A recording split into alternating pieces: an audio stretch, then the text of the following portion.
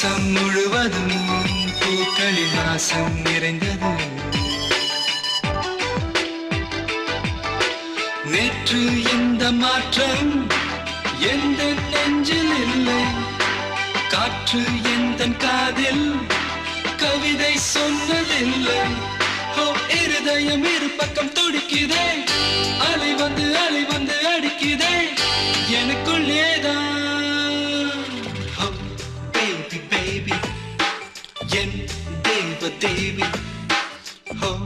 Baby baby என் காதல் ஜோதி.